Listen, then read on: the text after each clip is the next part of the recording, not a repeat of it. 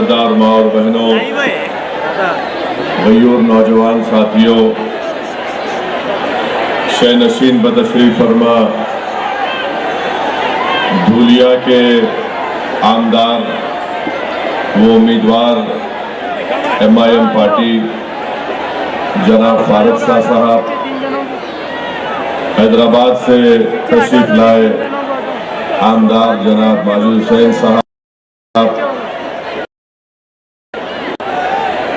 जनाब शोएब मुल्ला साहब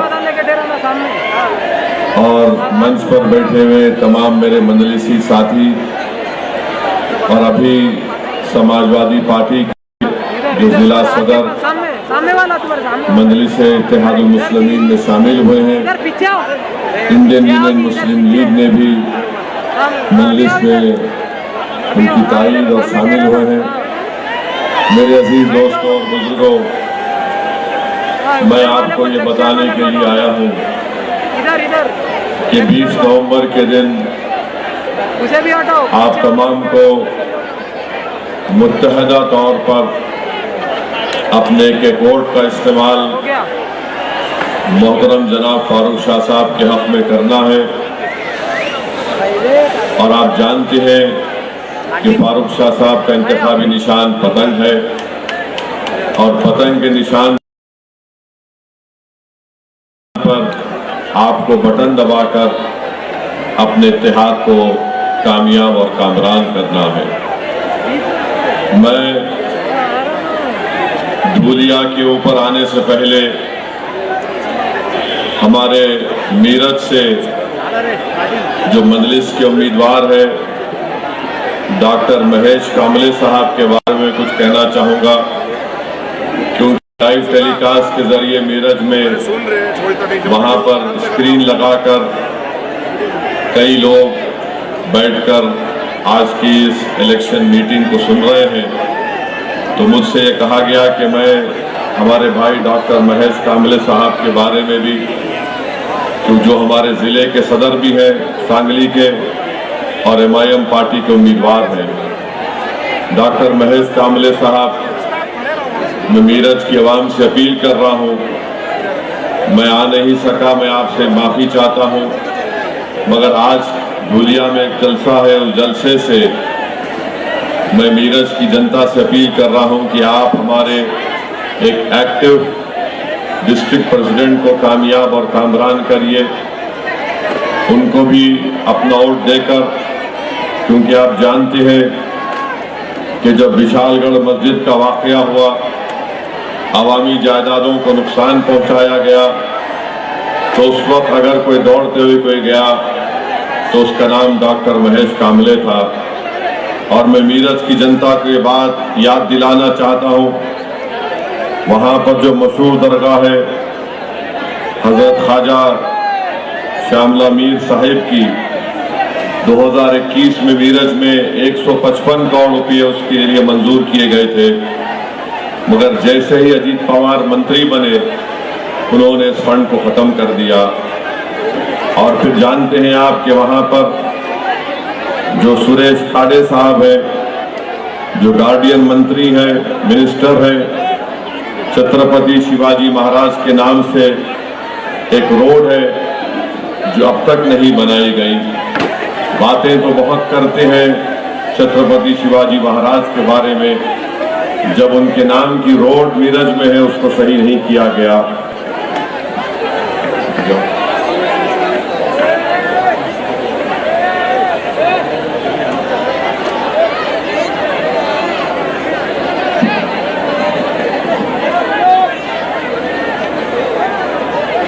और फिर छत्रपति शिवाजी महाराज के नाम पर स्टेडियम है, उस स्टेडियम में जितना पानी लीक होता है पिछले कई सालों से उसको ठीक नहीं किया गया। और फिर वहाँ पर ना मच्छी मार्केट ना मटन मार्केट का कोई इंतज़ाम किया गया। एक मिशन हॉस्पिटल है, वहाँ के मंत्री ने उसकी कोई मदद नहीं की, अब वो मिशन हॉस्पिटल बंद होने के दहाने पर आ गया। मैं मीरठ की जनता को याद दिलाना चाहता हूँ कि बेदाग गांव में बीजेपी के सरपंच ने पालक मंत्री सुरेश खड़े के को साथ मिलाकर अंबेडकर, बाबा साहब अंबेडकर के नाम पर जो स्वागत कमान बनाया गया था उसको डिमोलिश किया। यही डॉक्टर महेश कामले साहब थे जिन्होंने मुंबई तक मार्च निकाला और पूरे भारत में इसको इशू बनाया, और आज उन्हीं की मेहनत की बिना पर 27 लाख की लागत से दोबारा वो अंबेडकर स्वागत कमान का काम तामीर हो गया। गुस्ताख रसूल का जब मसला आया, जिसने अनाप शनाप बकने की कोशिश की, जनाब डॉक्टर महेश कामले साहब आगे बढ़कर एहतजाज किए, पुलिस कंप्लेन किए। तो मेरी तमाम मीरज की जनता से ये पुरजोर अपील है कि आप 20 तारीख के दिन मेरे छोटे भाई डॉक्टर महेश कामले साहब को अपना वोट देकर आप मीरज की जनता के लिए एक बेहतरीन आमदार को इलेक्ट करिए ताकि आपके मसाइल हल हो सके। क्योंकि इलेक्शन आया तो बहुत से पार्टी के लोग सेकुलरिज्म का कपड़ा पहनकर हमारे दरमियान में मीरज में भी आ रहे हैं। आप उनसे पूछिए कि जब पार्लियामेंट का इलेक्शन हुआ था उन्होंने अपनी पार्टी से क्यों एक उम्मीदवार भी अल्पसंख्यक समाज का नहीं उतारा। और फिर लोग बुलंद बांग दावे भी करते हैं, मगर मैं मीरज की जनता से फिर से अपील कर रहा हूं कि 20 नवंबर के दिन आप अपना एक वोट वहां पर एमआईएम पार्टी के कैंडिडेट को वोट देकर उनको एक अपना नया आमदार बनाइए। और मैं यकीन के साथ कह सकता हूं कि हमारे भाई डॉक्टर महेश कामले एक हरकियाती आदमी है, सेकुलर है, और अगर तमाम अल्पसंख्यक समाज और मराठा समाज के भी रिजर्व आरक्षण का मसला है, डॉक्टर महेश कामले मराठा समाज के बहुत बड़े लीडर जनाब जरांगे पाटिल साहब से भी जाकर मिलकर आए। तो मेरी उन तमाम मीरज की जनता से अपील है कि आप हमारे भाई डॉक्टर महेश कामले साहब को वोट देकर कामयाब करिए। मेरे अजीज दोस्तों और बुजुर्गों, धूलिया के लिए आप जानते हैं कि 5 साल पहले आप तमाम लोगों ने अपने इत्तेहाद का सबूत दिया, अपने सियासी शऊर का सबूत दिया, जिसकी बिना पर जनाब फारूक शाह साहब को कामयाबी से आपने हमकिनार किया। मेरी आपसे गुजारिश यही है कि 20 तारीख के दिन भी अगर आप मुत्तहिदा तौर पर अपने कैकोट का इस्तेमाल पतंग के निशान पर फारूक शाह साहब के हक में करेंगे तो यकीनन इंशाअल्लाह ताला वो दोबारा धूलिया की आवाम की खिदमत करेंगे और आमदार मुंतखब होंगे। अगर आप मुत्तफिक रहेंगे तो यकीनन दोबारा इंशाअल्लाह जनाब फारूक शाह साहब धूलिया के आमदार बनेंगे।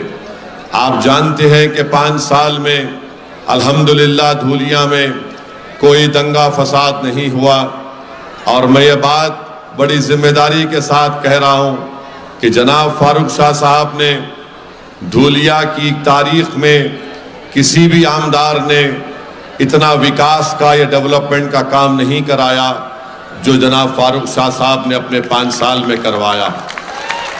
और मैं ये बात इसलिए भी कह रहा हूँ कि मैं जब 5 या 6 तारीख को हैदराबाद से औरंगाबाद को आ रहा था, मेरे साथ फ्लाइट में एक बड़े ही काबिल साइंटिस्ट बैठे हुए थे। उन्होंने मुझसे कहा कि आप कहाँ जा रहे हैं? मैंने कहा कि मैं औरंगाबाद जा रहा हूँ। उन्होंने मुझसे कहा कि उनका ताल्लुक धूलिया से है, और उन्होंने कहा कि मैंने ये देखा कि फारूक शाह ने धूलिया में इतना तरक्की, डेवलपमेंट और विकास का काम कराया कि किसी ने भी इतना काम नहीं कराया। वो खुद मुझसे कह रहे थे, वो हमारे एक हिंदू भाई थे। मुझे बड़ी खुशी हुई कि आज वो मेरे बाजू प्लेन में बैठकर उस बात का इकरार कर रहे हैं कि फारूक शाह साहब ने बिला लिहाज मज़हब मिल्लत धूलिया की तरक्की के लिए तमाम इक़दाम किए। मेरी आपसे गुजारिश है कि आप अपने इस विकास के, इस डेवलपमेंट के, तरक्की के सफ़र को जारी और सारी रखें। और साथ ही साथ आप जानते हैं कि हमारे आदिवासी समाज के लोग हैं जो बरसों से उनको दबाया गया, आज भी उनको दबाया जा रहा है, उनसे इंसाफ नहीं किया जाता। उनको कुचला जाता है। मगर जब फारूक शाह यहाँ के एमएलए और आमदार बने, फारूक शाह साहब ने आदिवासियों के इलाके में भी जाकर लाखों करोड़ों रुपए के डेवलपमेंट के काम करवाए। और मैं धुलिया के आदिवासी अवाम को ये तयखुन दे रहा हूँ, वादा कर रहा हूँ, बल्कि महाराष्ट्र और भारत के तमाम आदिवासियों को एमआईएम पार्टी और ओवैसी इस बात का आपको वादा कर रही है, आश्वासन दे रही है कि हम हमेशा आपके साथ ठहरे थे और मुस्तकबिल में भी, फ्यूचर में भी हम आपके साथ खड़े रहेंगे। आपकी तकलीफ हमारी तकलीफ होगी। और आज भारत का आदिवासी बड़ा परेशान है कि मणिपुर में जिस तरीके से वहां पर कत्लो गारतगिरी की जा रही है पिछले 1 साल से, आप अंदाजा नहीं कर सकते कि 2 दिन पहले या कल अखबार में मैंने पढ़ा कि एक 8 महीने के बच्चे को गोली मारकर फेंक दिया गया। क्या कर रही है मोदी सरकार मणिपुर में? वहां पर आदिवासियों को पिछले 1 साल से मारा जा रहा है, गांव खाली हो चुके हैं, सीआरपीएफ के कैंपों में उनको महफूज रखा जा रहा है। तो सीआरपीएफ के कैंप में भी आकर उनके घरों को जलाकर एक मां को और उसके 8 महीने के बच्चे को उठाकर लेकर गए और 4 दिन के बाद उनकी लाशें पानी में नजर आती हैं। बताइए, ये जुल्म नहीं तो क्या है? ये कौन सी सोच रखने वाले लोग हैं कि 8 महीने के बच्चे को उसकी मां के साथ सर में गोली मारकर फेंक दिया जाता है। मैं आदिवासी जनता से अपील कर रहा हूं कि आप देखिए मणिपुर में आज क्या हो रहा है। अमित शाह ने कहा था पार्लियामेंट में, मैं 15 दिन में मणिपुर को जा रहा हूं। हमारे देश के होम मिनिस्टर हैं, गृह मंत्री हैं, मगर एक मर्तबा भी अमित शाह पार्लियामेंट में बोलने के बाद मणिपुर को नहीं गए।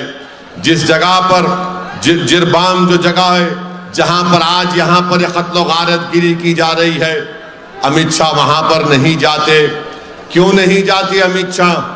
भारत के वजीर आजम, प्रधानमंत्री नाइजीरिया जाते हैं, इटली जाते हैं, कहां कहां चले जाते, मगर देश में 1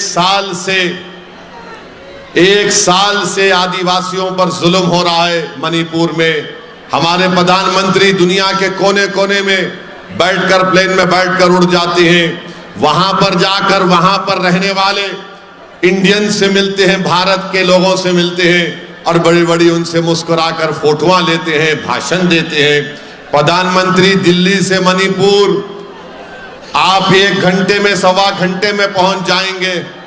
आप देश से बाहर जाकर वहां पर बैठने बसने वाले भारत के लोगों से आप मुलाकात कर रहे हैं, मगर मणिपुर जल रहा है नरेंद्र मोदी, मणिपुर जल रहा है अमित शाह, जहां पर आदिवासियों के खून की होली खेली जा रही है। हर एक के पास मणिपुर में हथियार है और गरीब आदिवासी पिट रहा है। मैं ये कहना चाहता हूं कि हुकूमत जिम्मेदार है, मोदी की हुकूमत जिम्मेदार है जो मणिपुर में आज आदिवासियों पर जुल्म हो रहा है। आप, मैं सोच भी नहीं सकता कि कोई 8 महीने के बच्चे को गोली मार सकता है। उनका जुर्म सिर्फ इतना ही है कि वो आदिवासी है, कोई उनका पूछने वाला नहीं है। मगर मैं धुलिया में खड़े होकर यहाँ के आदिवासी भाई बहनों को और देश के आदिवासी लोगों को और खास तौर से मणिपुर के आदिवासियों को इस बात का तयख्खुन दे रहा हूं कि मोदी, अमित शाह तुम्हारी बात नहीं सुन रहे होंगे, मगर हम तुम्हारी दास्तान को पूरे मुल्क में उठाते आए हैं और उठाते रहेंगे इंशाअल्लाह ताला। भारत के पार्लियामेंट में भी हमने मणिपुर का मसला उठाया, मगर उसकी बात नहीं करेंगे। प्रधानमंत्री क्या बोलते हैं? एक है तो सेफ है, एक है तो सेफ है। अरे प्रधानमंत्री, मणिपुर के लोग सेफ नहीं हैं, वहां क्यों नहीं जाते आप? मणिपुर का आदिवासी सेफ नहीं है, जाइए ना वहां पर। मगर नहीं, प्रधानमंत्री पूरे महाराष्ट्र में घूमेंगे, झारखंड में जाकर प्रधानमंत्री बोलेंगे कि बांग्लादेश से लोग झारखंड में आ रहे हैं। मेरे को ये, मैं मैप उठाकर देख लो आप, झारखंड का कोई बॉर्डर नहीं लगता बांग्लादेश से। कैसे आ रहे प्रधानमंत्री? उड़ के आ रहे क्या? और अगर बॉर्डर क्रॉस कर रहे हैं तो बॉर्डर पर तो सेना है ना, बीएसएफ है, बॉर्डर पर तो बीएसएफ है और अमित शाह के अंडर है।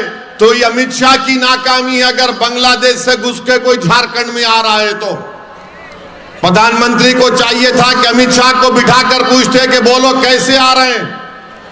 बांग्लादेश का बॉर्डर झारखंड को नहीं लगता, मगर प्रधानमंत्री झारखंड में जाके बोल रहे हैं कि यहां पर आदिवासियों को खतरा है। अरे मणिपुर में 8 महीने के बच्चे को गोली मार दी गई प्रधानमंत्री। और बच्चे को गोली कैसे मारे? बच्चे को गोली मारे और उसकी मां को भी मारकर रस्सी से बांधकर पानी में फेंक दिए। ये जुल्म हो रहा है। 100 से ज्यादा महिलाओं की इज्जत लूट ली गई है, मगर प्रधानमंत्री को फिक्र नहीं है। एक हैं तो सेफ हैं। अरे मणिपुर को जाओ नरेंद्र मोदी, जाकर बैठो आप मणिपुर में, मालूम करो कि क्यों हो रहा है उन आदिवासियों पे जुल्म, खत्म करो उसको, अमन पैदा करो। मगर नहीं, महाराष्ट्र में चुनाव है तो प्रधानमंत्री हर जगह पर प्लेन से उतरते हैं, आते हैं, अपनी लंबी लंबी फेंक कर चले जाते हैं। और फिर आप देखिए धूलिया में या महाराष्ट्र में चुनाव हो रहा तो उत्तर प्रदेश के मुख्यमंत्री को ला लिए यहां पर। बाबा आ गए महाराष्ट्र में, बाबा आकर बोलना शुरू कर दिए, बटेंगे तो कटेंगे, बटेंगे तो कटेंगे। इसका मतलब क्या है बोलो? तुम किसको बोल रहे बटेंगे तो कटेंगे? मैं बीजेपी को, अमित शाह को, आरएसएस को, मोहन भागवत को और ये मुख्यमंत्री उत्तर प्रदेश को जो आजकल एक टूरिस्ट के तौर पर पूरे महाराष्ट्र में फिर रहे हैं, तुम बटेंगे तो कटेंगे बोल रहे ना। तो फिर आपको मैं बता रहा हूं, उत्तर प्रदेश में महारानी लक्ष्मीबाई मेडिकल कॉलेज झांसी में 10 बच्चों, जो मासूम बच्चे होते हैं पैदा होने के बाद, जिनको न्यू नेटल केयर बोलते हैं, उसमें रखा जाता है, 10 बच्चे जल के मर गए उसमें। 10 बच्चे झांसी में, झांसी लक्ष्मीबाई मेडिकल कॉलेज उत्तर प्रदेश में 10 बच्चे जल के मर गए। ये मुख्यमंत्री वहां पर नहीं गया। वो जो माँ बाप अपने मासूम बच्चों को खो दिए, उस माँ को तसल्ली देने नहीं गया जिसने 9 महीने अपने पेट में एक बच्चे को रखा, बेटी को रखा। जन्म देने के बाद, पैदा करने के बाद बच्चों में कॉम्प्लिकेशन आया तो न्यू नेटल केयर में रखा। ये ऐसा बेदिल मुख्यमंत्री है कि वहां पर जाकर उन बच्चों, जो बच्चे मर गए, उनके माँ बाप के सर पर हाथ रखता, वहां पर नहीं गए।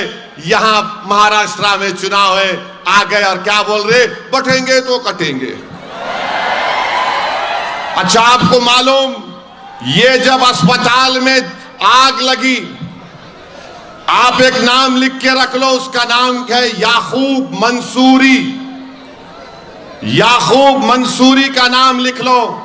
याकूब मंसूरी की बीवी ने 2 जुड़वा बच्चियों को जन्म दिया, उनको न्यू नेटल केयर में रखा गया और याकूब मंसूरी उस न्यू नेटल केयर के वार्ड के बाहर सो रहा था। आग लगी तो याकूब मंसूरी अंदर कूद गया। अंदर कूदकर उसने 10 ऐसे मासूम 6 महीने के, 3 महीने के बच्चों को बचाया और उनको लाकर 10 बच्चों को उसने जान बचाई। मगर याकूब मंसूरी ये नहीं देख रहा था, योगी आदित्यनाथ, कि किसका बच्चा है। याकूब मंसूरी के दिमाग में एक ही था कि बच्चे मासूम है और याकूब मंसूरी उन बच्चों को निकाल निकाल कर बाहर ला रहा था। और हुआ क्या?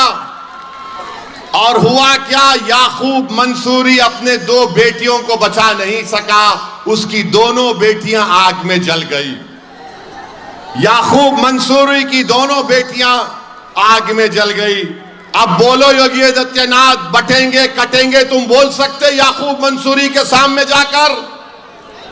बोलो बीजेपी वालों, तुम बोल सकते याकूब मंसूरी के चेहरे पे जाकर बटेंगे तो कटेंगे? क्या देवेंद्र फडणवीस बोल सकते याकूब मंसूरी को वोट जिहाद धर्म युद्ध? अरे इंसानियत भी कोई चीज होती है बीजेपी वालों। तुम क्या करना चाह रहे हो इस देश से? तुम आदिवासियों का कत्लेआम मणिपुर में नहीं रोक पा रहे हो।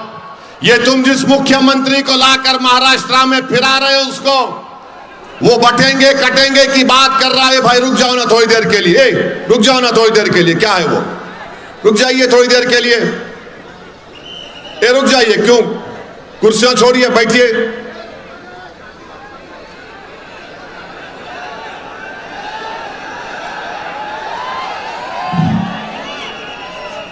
अरे लोग खड़े हैं भाई, आप क्यों कुर्सियां लेकर आ रहे हैं? आज आप देखते हैं कि ये बातें कोई नहीं करता। प्रधानमंत्री नहीं बोलेंगे, देवेंद्र फडणवीस नहीं बोलेंगे, मोहन भागवत नहीं बोलेंगे, और ये उत्तर प्रदेश का मुख्यमंत्री योगी आदित्यनाथ नहीं कहेंगे। कितनी कितनी कैसी बात है ये कि एक प्रदेश में अस्पताल में 10 बच्चे जल जाते हैं और वो मुख्यमंत्री वहां जाने के बजाय झांसी को महाराष्ट्र में चुनाव की वोट की अपील बांधते फिर रहा है और वही बोल रहा है बटेंगे तो कटेंगे, फुला ऐसा है, ये है। अरे अगर तुम्हारे दिल में छत्रपति शिवाजी महाराज की मोहब्बत सही होती ना तो तुम योगी, तुम झांसी को जाते और उन मरने वाले परिवारों को मिलते, तुम याकूब मंसूरी को अपने सीने से लगाते, मगर नहीं, तुम उसकी फिक्र नहीं है, तुमको सिर्फ चुनाव की फिक्र है। मेरे अजीज दोस्तों और बुजुर्गों, और फिर आप देखते हैं कि धूलिया में यहां पर जो बीजेपी के उम्मीदवार हैं वो भी फिर से रुक नहीं रहे। पिछले बार, अरे भाई रुक जाओ ना, क्यों कर रहे हो?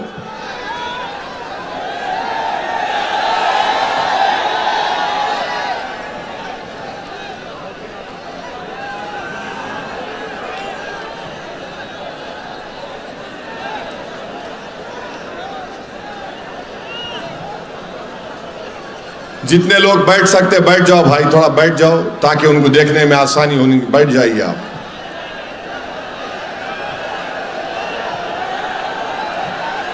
मेरे अजीज दोस्तों और बुजुर्गों, मैं आपसे कह रहा था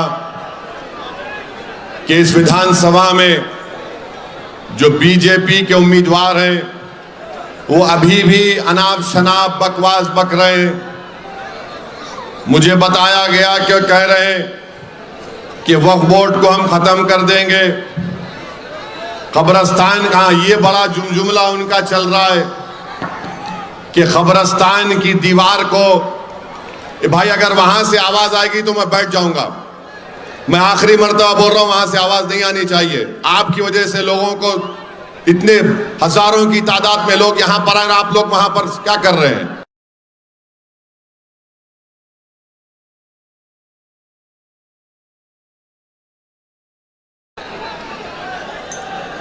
ये बीजेपी का कैंडिडेट रुक नहीं रहा है, अनाप शनाप बक रहा है और कह रहा है कि हम कब्रिस्तान की दीवार को तोड़ देंगे।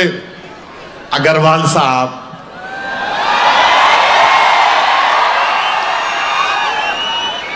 तुम मुर्दों को नहीं छोड़ रहे तो जिंदों को क्या करने वाले हैं तुम? कब्रिस्तान में जो दुनिया से चले गए और आराम से सो रहे, तुम उनको डिस्टर्ब करना चाहते।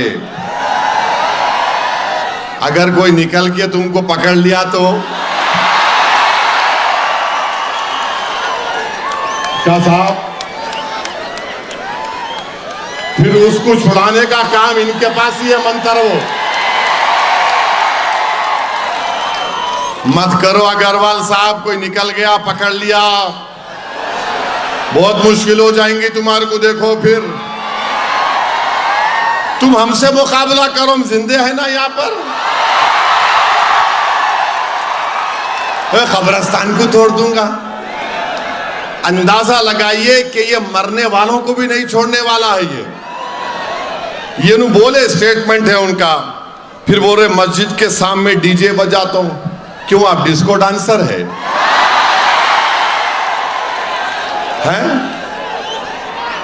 डांस करना चाह रहे आप? जाओ आप, वो आता ना टीवी पे कौन अच्छा थैया करता, वहां जाओ उधर। मैं डीजे लगा के नाचता हूं। अरे क्यों लगाता डीजे बाबा तू? डीजे लगा के तेरे को नाचना है तो लगा अपने घर में, अपने आप बीजेपी के ऑफिस में लगा के नाच ले, मोदी का चेहरा लगा के नाच ले, ये कर ले। मस्जिद के सामने डीजे लगा के नाचता हूं। मत नाचो, कमर बल खा जाएंगी प्यारे, देखिए।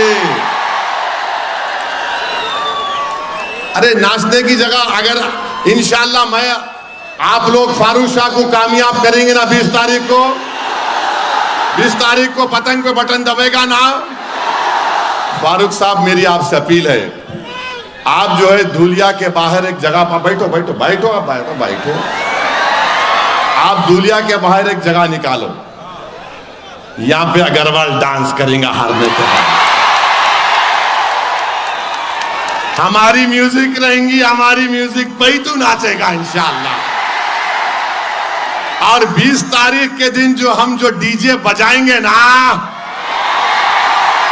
और वो डीजे में क्या आवाज आएंगी अग्रवाल साहब, पतंग को ओढ़ दो, पतंग को ओढ़ दो, पतंग को ओढ़ दो। मस्जिद के सामने डीजे लगा के नाचते, इन्हों क्या डांसर है क्या? तो भी है।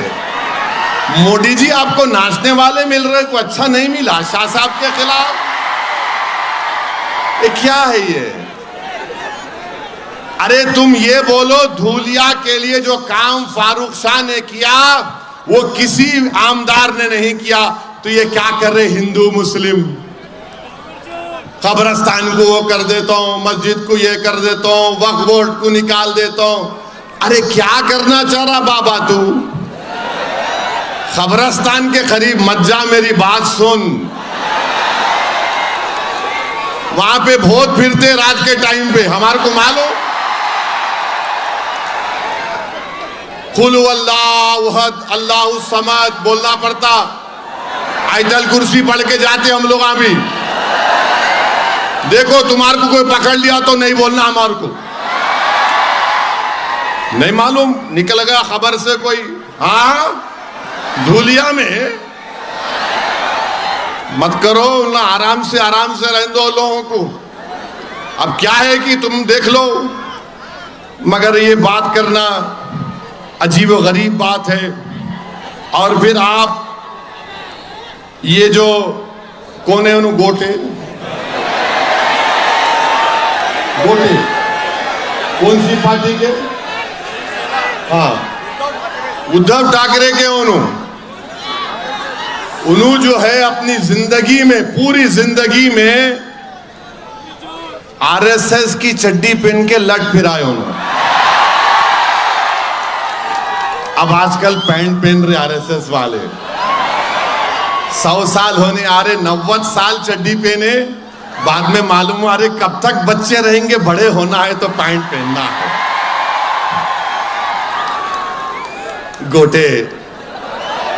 गोटे साहब, ऐसा नहीं, हम जानते हर एक का शिजरा है हमारे पास। आप उद्धव ठाकरे के पास गए, मेरे को आज तक समझ में नहीं आया कि ये लोग जो बोल रहे हैं इसको, ये क्या है? उद्धव ठाकरे तो बहैसियत मुख्यमंत्री महाराष्ट्र की विधानसभा में खड़े होके बोले कि हमको फख्र है कि हमारे शिव सैनिकों ने बाबरी मस्जिद को तोड़ा।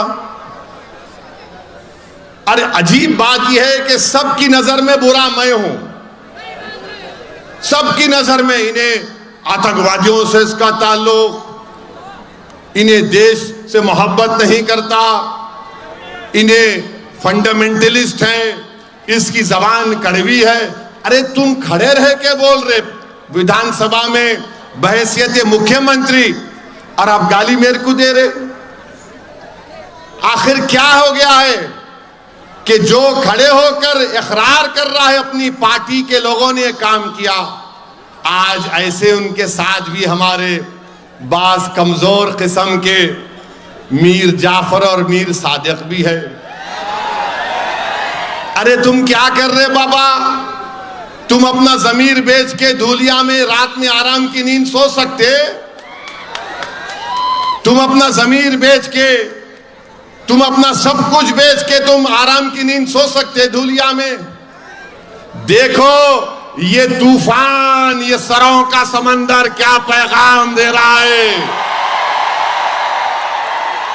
ये क्या पैगाम दे रहा है कि होशियार रहो गद्दारों, हम जानते हैं कौन हमारे पीठ में खंजर घोंपने वाला है। मत करो ऐसा काम, तुम हमारा काम नहीं कर सकते ना, तुम धूलिया के विकास का काम नहीं कर सकते, तुम धूलिया की भाईचारगी को मोहब्बत करने का काम नहीं कर सकते, तुम धूलिया में हिंदू मुस्लिम इत्तेहाद को मजबूत करने का काम नहीं कर सकते। अरे तो घर में बैठ जाओ, नींद की गोली खाओ, सो जाओ, मगर ये काम मत करो, तुम्हारा जमीर मलामत करेगा तुमको। और हम ये जो लोग आके बोल रहे नहीं नहीं अभी तो ये बना है ना अगाड़ी, अगाड़ी क्या अगाड़ी बना है रे? एक एमपी की सीट तुम अल्पसंख्यक समाज को नहीं दिए, सब गालियां मेरे को देते, नहीं इन्हों दूध के धुले हुए है, उन्हों गुलाब के धुले हुए है, उन्हों मोतिया के पानी के धुले हुए है, हम कहीं के धुले हुए है? फिर हमको नहीं मालूम कौन किस चेहरे लेकर आता है, कैसा यहां पर संघ परिवार मजबूत हुई महाराष्ट्र में, हम नहीं जानते। तो मेरी आपसे अदबन गुजारिश है कि इन लोगों से जरा होशियार रहिए। तो आएंगे आपके सामने, मैं पहले भी बोल रहा हूं, अब आज के मेरे भाषण के बाद आज रात से इबलीस के एजेंट शुरू हो जाएंगे, कान में आके खुसखुस खुसखुस खुसखुस। अरे कैसा जीतता फारूक, उन्हें क्या है, उन्होंने आया शेरवानी आके जज्बाती भाषण देके चले गया। अच्छा मैं जज्बाती दे तो ना, तो तुम भी दो ना, कहीं को नहीं देते। चलो एक दिन कंपटीशन लगा लेंगे, मोदी का, मेरा, उद्धव का, किसका भी बोलो लगा लेंगे।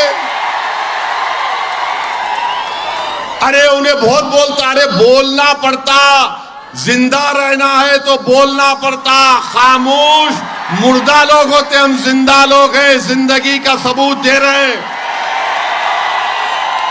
और तुम ये समझ रहे कि हम खामोश हैं, तो खामोश नहीं रहेंगे। हाँ, धूलिया के पार्लियामेंट के इलेक्शन में हमने मोदी को हराने के लिए, भाजपा को हराने के लिए हमने ताई का साथ दिया,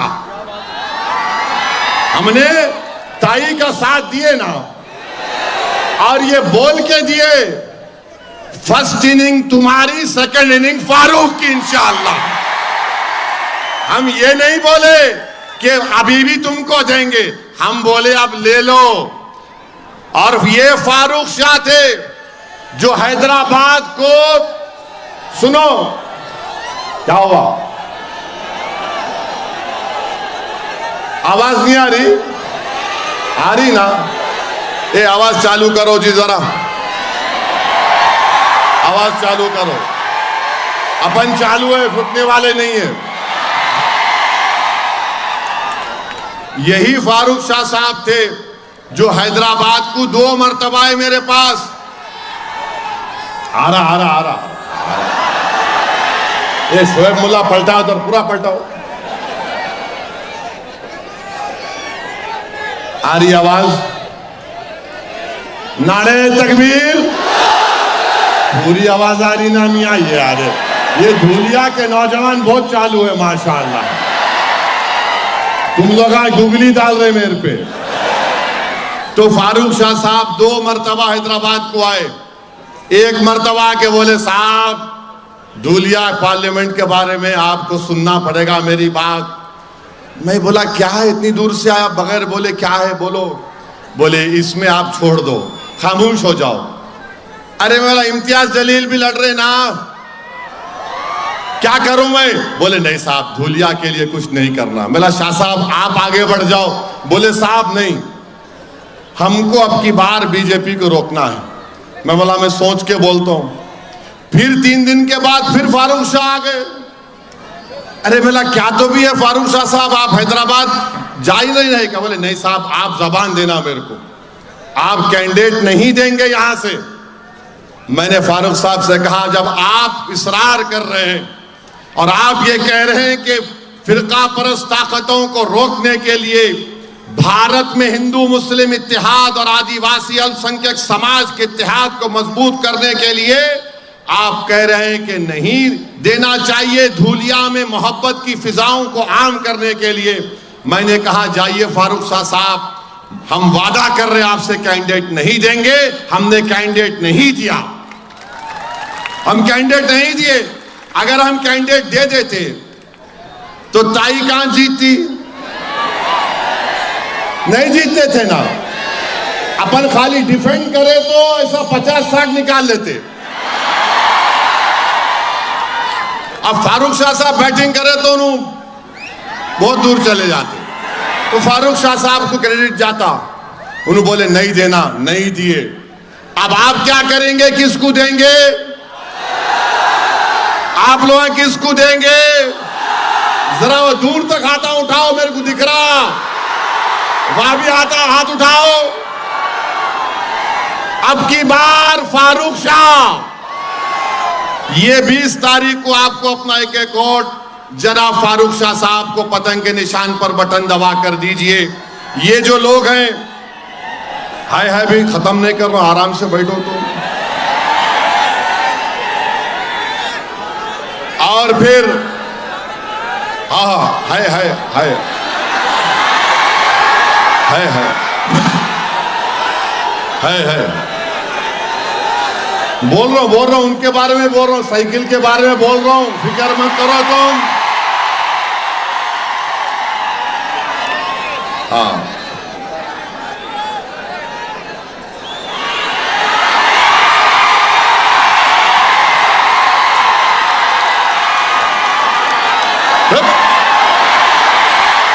सब गाली दे रहे मेरे को। टीवी में एंकर बैठ के ऐसा, टीवी में हर एंकर बैठ के ऐसा बोल रहा जैसा मेरा ससुरा बना हुआ है उन्हें। हमारा भी टाइम आएगा, फिक्र मत करो एंकर टीवी वालों। हाँ हाँ, अब आपको मैं बोल रहा था, ये साइकिल वाले भी हैं। साइकिल की दोनों पहियों में पंचर है, चेन आप उतार लिए, मेरे को मालूम साइकिल की। अब इन्हों ये समझ रहे कि मैं गम के पैंडला मारूंगा धूलिया में। मारो गम के पैंडल, तुम गम के ही पैंडल मारोगे। मगर इनका मकसद क्या है कि ये इनको पैसे दोनों से मिल रहे, इनको दोनों से। अब ये क्या कर रहे, मिठाई खा रहे, आपके इत्तेहाद को तोड़ना चाह रहे, आपको कमजोर करना चाह रहे। याद रखिए, याद रखिए, ये इलेक्शन फारूक शाह का नहीं है, ये इलेक्शन धूलिया के अमन को मजबूत करने का है। ये इलेक्शन धूलिया के विकास का जो काम फारूक शाह ने शुरू किया उसको आगे लेके जाने का है। ये इलेक्शन आदिवासियों को उनका हक दिलाने का है।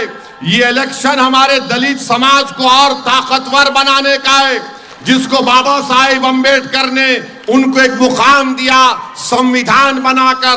तो ये इलेक्शन 20 तारीख के दिन पोलिंग हमारे दलित समाज को साथ लेकर उनका दिल जीतकर उनको ताकतवर बनाने का इलेक्शन है। ये इलेक्शन मेरे अजीज दोस्तों और बुजुर्गों धूलिया को मजबूत बनाने का है।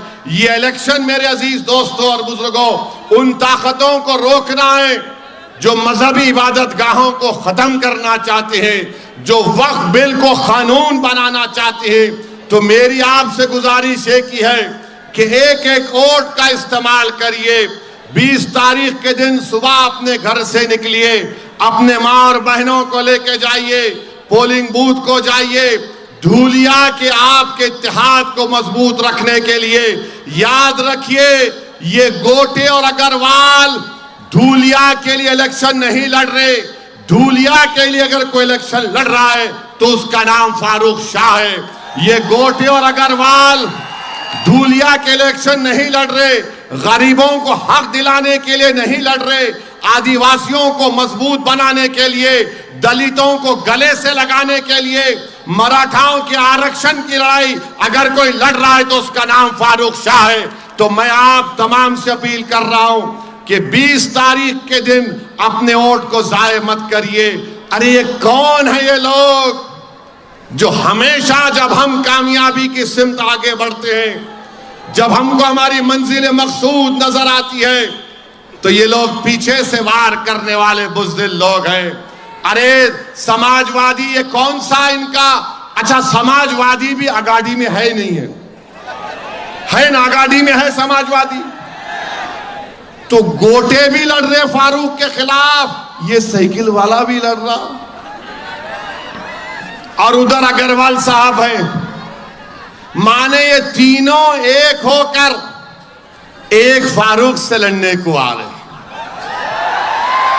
माने तीनों एक साथ हो गए।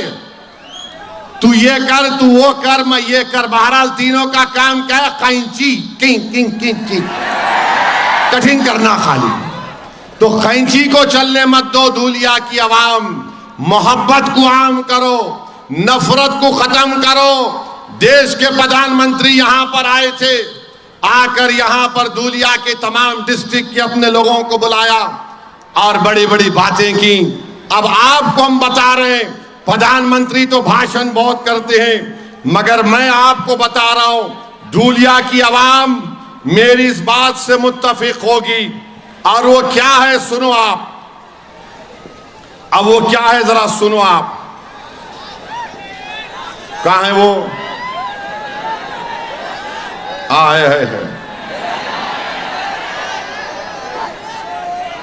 कहां है? हाँ आ गया।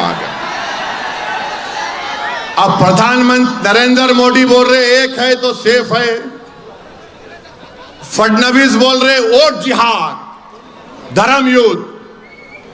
उन्होंने जो उत्तर प्रदेश से महाराज आए, बटेंगे तो कटेंगे। अग्रवाल बोल रहे मैं कब्रिस्तान में जो लोग सो रहे उनको उठा दूंगा, उठाओ, डीजे बजाऊंगा। गोटे आरएसएस के हैं। मगर असली मसला धूलिया में क्या है? प्राइस राइस, कीमतें आसमानों को छू रही हैं, जो कोई नहीं बात कर रहे। और क्या कीमत है? मैं बोलना चाह रहा हूं गोटे को, अग्रवाल साहब को, मोदी को, योगी को और फडणवीस को और शिंदे को भूल गया, इतनी देर नहीं बोला। तो जवार की कीमत 2014 में 30 रुपए थी। अब मार्केट में, धूलिया की मार्केट में उसकी कीमत 50 रुपये है। कितनी है? चावल 40 रुपये था, 60 रुपये में हो गया। गेहूं, आटा 25 रुपये में था, अब 42 और 45 रुपीस के दरमियान में है। गुड़ 30 रुपये था, 55 रुपये हो गया। शक्कर 30 रुपये थी, अब 42 रुपीस में है। अब मोदी जी चाय बना के पिलाएंगे तो कैसा होगा? उन्होंने बोलते ना मैं चाय वाला, मगर 42 में शक्कर 42 में है।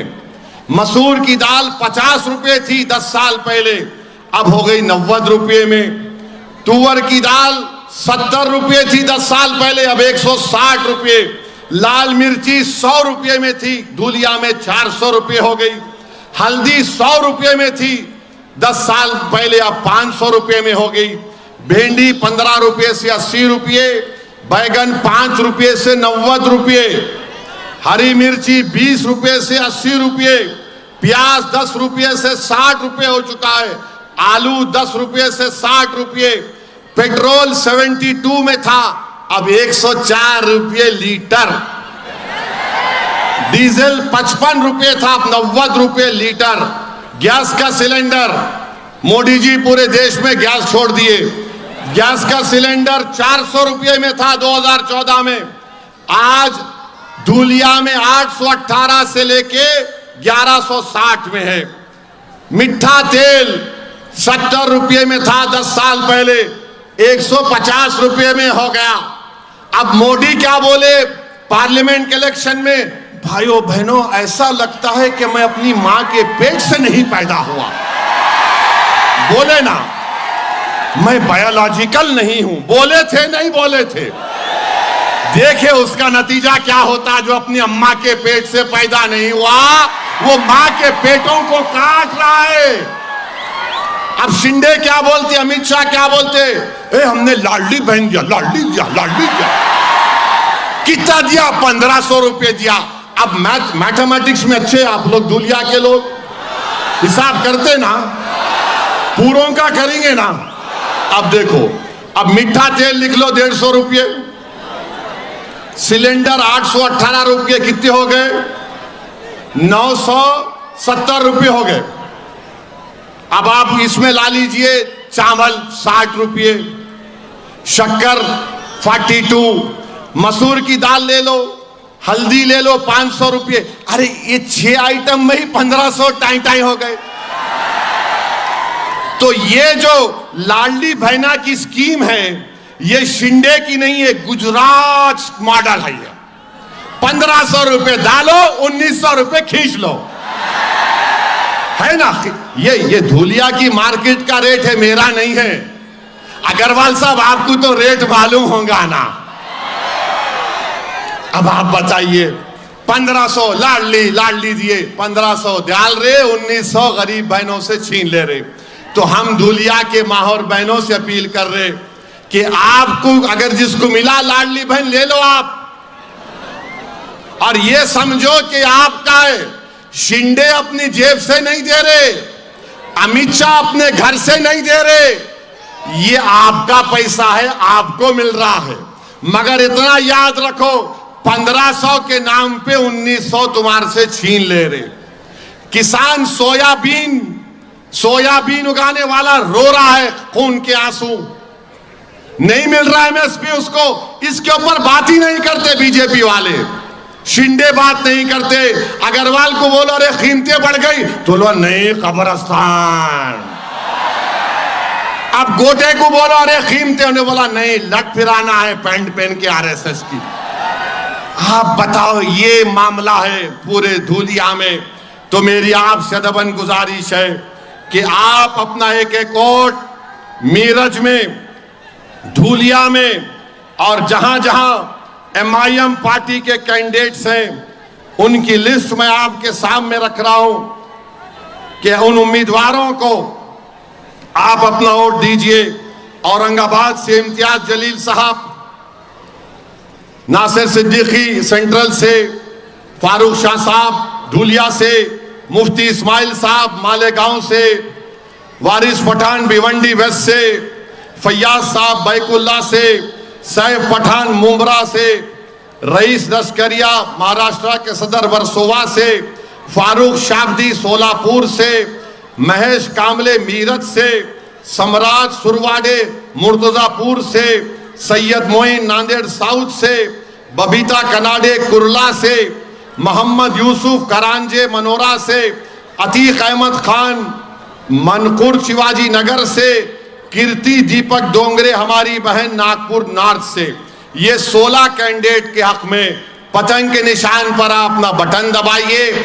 और ये जो आ रहे हैं ना पीछे से वार करने वाले, ये पीछे से वार नहीं कर रहे हैं, ये धूलिया पर वार करना चाहते हैं।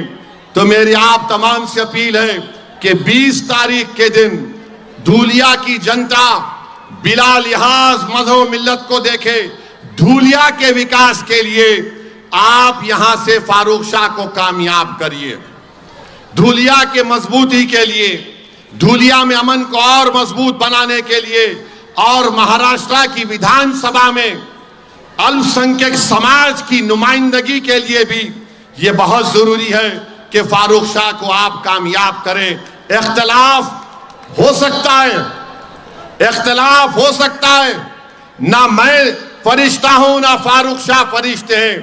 हम तमाम अल्लाह की बारगाह में रोज गिड़गिड़ा कर भीख मांगते कि परवरदिगार हमारी गलतियों को, गुनाहों को तू माफ फरमा दे, हमको सीधे रास्ते पर चला। मगर याद रखो, ये इलेक्शन फारूक शाह की जात का नहीं है। ये असदुद्दीन ओवैसी आपके सामने खड़े होकर कह रहा है कि मेरे भाई, आप तमाम ने 5 साल पहले एक तारीख बनाई, उस तारीख को दोबारा आपको दोहराना है, उस तारीख को आपको दोबारा दोहराना है।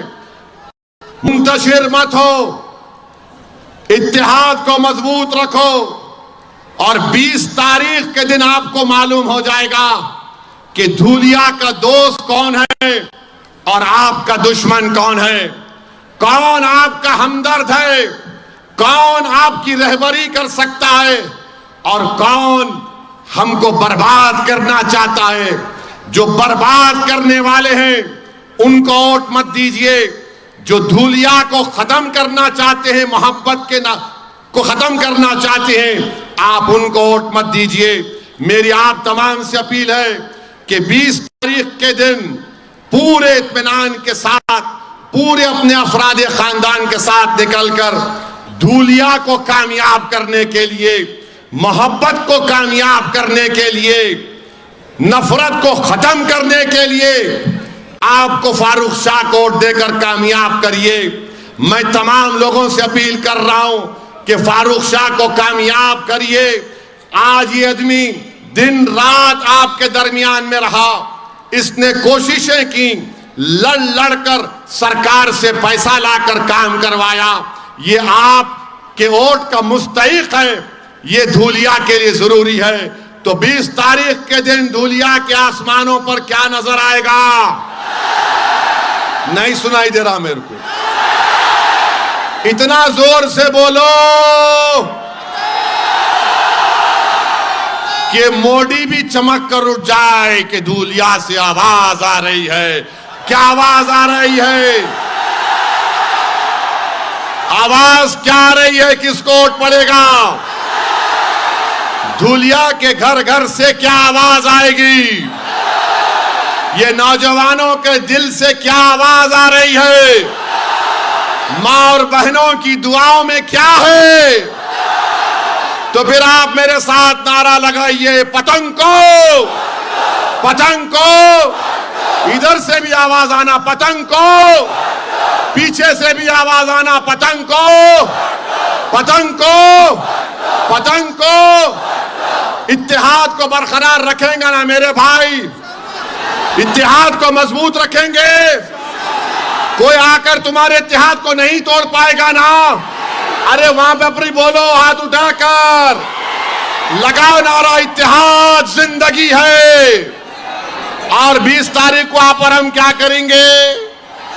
ऐसा डाल के, ये एक्शन लेके, zip zip zip zip zip zip zip zip zip zip. बहुत बहुत शुक्रिया। अल्लाह आपको कामयाब करे। अस्सलाम वालेकुम व रहमतुल्लाहि व बरकातुहू।